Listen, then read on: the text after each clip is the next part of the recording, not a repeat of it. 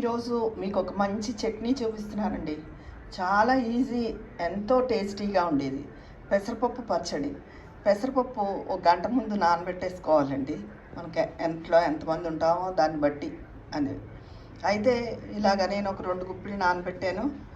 ఒక అరడజను ఎండుమిరపకాయలు నీళ్ళతో పాటు వేసేసుకుంటే కడిగేసుకుని చక్కగా మిక్సీ, పప్పుతో పాటు చక్కగా మిక్సీ అవుతాయి, లేకపోతే ముక్కల్లా ఉంటాయి.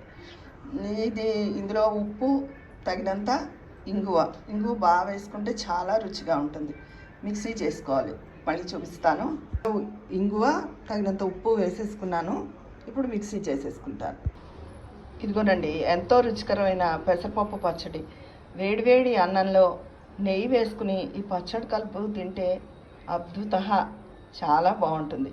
ఇది అట్టులా కూడా వేసుకోవచ్చు. అది అన్నంలో నలుచుకుంటే బాగుంటుంది. అది మా నాన్నగారికి 7ంటికి అన్నం పెట్టేయాలి కదా, అందుకని చేసేసాను చట్నీ. ఉంటాను. మీరు కూడా ట్రై చేయండి. ఆల్రెడీ చాలామంది చేసుకుంటూ ఉంటారు. చాలా బాగుంటుంది.